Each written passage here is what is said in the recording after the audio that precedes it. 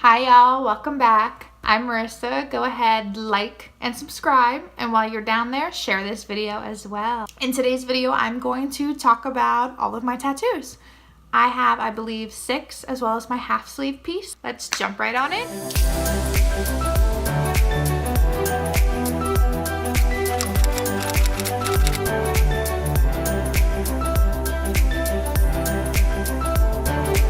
Like I said, I have 6 tattoos. I'm not going to show all of them on camera just because of placements. So yeah, I think I'll kind of go in order of what I have. The first tattoo that I have is on my left hip bone. So like my vagina's here and then like the tattoo's here-ish. So I'm not showing you it. Sorry. What's funny about him is for my 18th birthday, my mom was like, hey, happy birthday. Here's $40 to get your belly button pierced. And I came back with a tattoo. So yeah, I literally paid $40 for a tattoo. It says La Vie est Belle, which is life is beautiful in French. He fucked it up. Not that bad. Like, it's all in cursive. So there's an E, but I guess he thought it was an I, so he dotted it. So yeah, that's great. This is it right here. If I can figure out how to put them up. The next tattoo that I got is on the back of my neck. This one I'm probably most embarrassed about.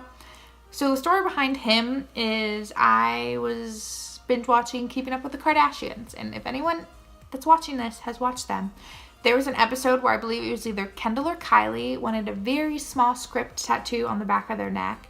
And I was like, ooh, that's cute. I want that. Dumb decision. Dumb. But I didn't know what I wanted. If I had picked something that was a little more clever than what it is, I wouldn't mind it. I picked blessed. I really don't know why. It's in cursive, it's in small, it's like this big, it's blessed on the back of my neck. I'll post them here for you guys to see. Yeah, bad life choices. Bad life choices. Anyways, I'm planning on getting him covered up. Probably do kind of a lotus mandala type thing, so it kind of covers everything. The next tattoo that I got is this guy right here. He says Fidelis, however you want to pronounce it. For those who are Harry Potter nerds like myself, it's the Secret Keeper charm. If you didn't read the books, you wouldn't know what that is. Essentially, the Secret Keeper charm is the spell that enabled the Potters to live inside someone, basically, to kind of dumb it down. So like they hid inside someone, and there's like this whole, like that's kind of how the whole Harry Potter shit started. So I'm not going to dive deep into that because I don't want to spoil things. And if I wouldn't be spoiling things, why are you waiting so long to dive into the Harry Potter world? Okay, I can't judge.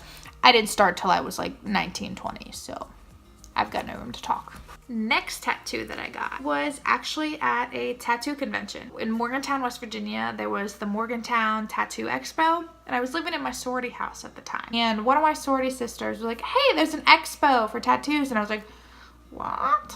What is this? So we all went kind of as a sorority. And there was this one artist who had a bunch of his work displayed, and they were arrows. And I'm a Pi Beta Phi, and one of our symbols is an arrow. So I saw an arrow, and then it had the word adventure in it.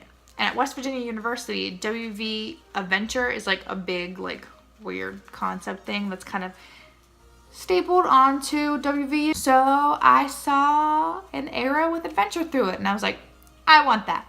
I went to an ATM, I deposited the money, I paid the guy, he put it on in 5 minutes. Probably my best tattoo ever. This guy right here, he sadly will be covered up. When I finally do the entire sleeve, he is going to get covered up. So he will go bye-byes. He will go bye-byes. Sorry. It was great. I'm psychotic. It's fine. The next tattoo that I have just dives right back on into my Harry Potter world. I have the Deathly Hallows on my foot. I'm not going to try to wedge my foot up here. I feel like that'll be a disaster. So insert image right here. I got the Deathly Hallows. It was supposed to be like a worn feathered look. He kind of fucked it up where he tried to... Honestly, it looks bad. At some point, I'm going to have to figure something out on fixing it. Maybe just make it bold. I don't know. Probably all the pictures that I like put up here are going to be freshly done tattoos. So they're not going to be what they look like now, or some of them look a little... Before I dive into my next piece, I'm going to talk about probably the most meaningful piece that I have. I don't want to start crying over it, but I probably will. Whew. I haven't thought about this in a while. Okay. So before I got Ollivander, I had another dog. It was a Pomeranian Husky, so Pomsky, as most people know. Her name was Bellatrix. She was black with some white in her. She had one white paw. She was adorable. She had like the fuzziest ears in the world. And in April last year,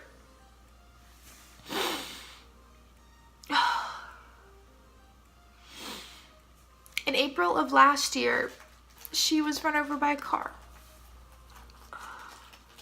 I don't want to talk about that right now because I'll start crying more, but if you want me to do a video kind of telling a little bit more about that and how I found her and then how I found Ollie, I can definitely do that for sure. Just let me know, but I'm not going to talk anymore about that. In honor of her, I wanted to get a tattoo. So I don't want to say what's funny, but a few weeks before she was killed, my mom's dog Elikin passed away. She was like 15 years old. She passed in her sleep, probably the best way that she could have passed. And my mom was getting her cremated, and during the process, I texted my mom and I was like, hey, while you're getting her cremated, see if you can get some fingerprints, well not fingerprints, paw prints before they cremate her. She's like, why? I was like, because you could frame it or you could get a tattoo or something. Like, maybe I want to get a tattoo later. And she's like, oh, that's a nice idea. So then my mom was kind of set on getting an Elikin tattoo. And I had kind of decided, you know, maybe I'll get Elikin. Elikin was like my first like real pet that like I grew up with and I remember with, and she passed. So I was contemplating between the idea because I didn't know, because what if I get future pets? And then Bella dies. And I'm like, yes, this is what I'm getting. I'm getting her tattooed on me. Actually, tidbit, when I had kind of announced I was getting a tattoo, but I didn't know if I wanted to get script, like her name or something on it, I had posted about it. And this guy that I used to talk to messaged me, and he basically told me I was mentally unstable because why would I want to get a pet tattoo on my name? It's just a pet. So, that's wonderful. This is the tattoo. He is a paw print. So I know a lot of people are gonna be like, why did you get it facing you? Me. You're supposed to always get them that way. Well, listen here, bitch. I did not get the tattoo for anyone else. I got the tattoo for me. So when I look down at my arm, I want to see the paw print facing me. I don't want to be facing the other way. I want it facing me. I want to look down. I want to see that paw print. I want to think of Bella, and I want it facing me. So that's why I got it like that. So don't not come for me. I'm gonna buckle the fuck up and get through the rest of this. So now I have my half sleeve. When I first started, I just got the owl and sugar skull. It's an owl up here. It's got like a rose here, and it comes down. The maneuvering's really fucking difficult. You've got the sugar skull, and you've got this design down here. Before I get into what they all represent, the whole piece, all of this, and then eventually when I have the sleeve, it's all dedicated to Harry Potter. And I know you're looking at it and you're like, that does not look like Harry Potter. It's not supposed to. I didn't want majority of the pieces on my arm to literally be the pieces from the movies. I didn't want people to look at it and be like, that's Harry Potter. I wanted people to be like, and just kind of look at it and be like, interested and want to ask me questions so like I can talk about it. More so, it's more meaningful to me that way. So the owl is to represent Hedwig. If you go on down, I've got the sugar skull. The sugar skull is to represent the skull in the dark mark because I wanted to feminize it. That is that piece. What's really funny is when I first initially got the piece, I just kind of saw it on Pinterest and I was like, I like that. I'm gonna get it. And then later I was like, oh, it fits those kind of I was like, I kind of like that idea. So that's what made it into a Harry Potter sleeve, but not Harry Potter. That doesn't make sense, but whatever. You get the gist. The next piece that I have is this guy right here. It's like hard to... So this is a mandala moon, if you don't have eyes. So the reason I got the mandala moon is because moon in Latin is Luna. And Luna Lovegood is one of my favorite characters. So I wanted to do that in honor of her. And I'm gonna try right down here to kind of change this up just a little bit, because I'm going to add in my sleeve pieces of every single Horcrux. And this piece is going to represent the little dangle that's on the diadem. There's a little circular pendant right here, so it would be like we would put the circle there, and then we would have to kind of change this up a little bit, or I think it might be change this one up. I don't know. We gotta play with it and kind of figure out what we can come up with, or what me and the artist that I eventually find can come up with, but that's kind of the idea. So if we look on the back, you see a giant lily, and then I've kind of got an unopened lily. I think that one's a little more self-explanatory. The lily flowers are to represent Lily Potter. So that's kind of what I have right now in terms of the pieces in my Harry Potter sleeve. Eventually, again, it'll be a full sleeve. I was debating about whether or not to tell what it's going to be, but my mind always kind of goes back and forth. There's something I tweak or I add, as well as when I meet an artist and I finally decide to start again, he might have or she might have other ideas to put out there. So I think I'm just gonna hold off on that. I guess before I sign off for this video, I'll go over all the piercings I've had as well, because why the fuck not? I've had all the way up my ear done before. I still have my first, second, and third holes. I don't have any earrings in, clearly. But I fucked up and did all the way up here with a gun. I'm telling you right now, if you want to get a piercing in your ear, or literally anywhere, but especially in your ear, do not go somewhere that has a gun. Go to a tattoo parlor and get it done professionally. You will notice the biggest difference in the world.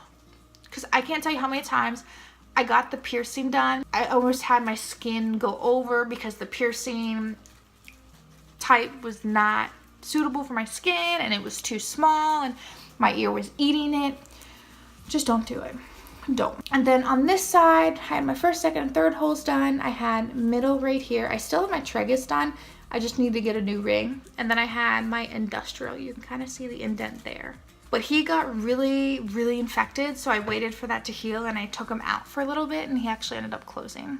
Eventually I'll get him redone, just I haven't yet. I have my nose ring done, obviously. You can see. I eventually want to get double hoops, but I'll get it on this side and I'll take out this guy, either put a stud in or just get rid of him. Simply because when I got my nose ring done, I had the guy put it exactly in the center of my nose. So if I added a second piercing, it would look weird. We'd have to like do one higher up or lower down, and I was like, I'll just do the other side. It's easier. I had my lip done twice. So the first piercing was like down here. I liked it, but it was too low because I wanted it right on the edge of my lip. So the second one was closer to here. There's still like little itty teeny tiny scars from them. I really don't care. They don't bother me. The other piercing I've had is I had my eyebrow pierced as well. Sometimes he gets in the way of like me doing my eyebrows. Whatever. I don't mind him. I really don't care. I kind of forget he's there sometimes. Until someone's like, oh, did you have your eyebrows pierced? And I was like, oh yeah, I did. But he got really infected. Like he like blew up and was hot to the touch. And my boyfriend at the time literally went and pus came out. So yeah.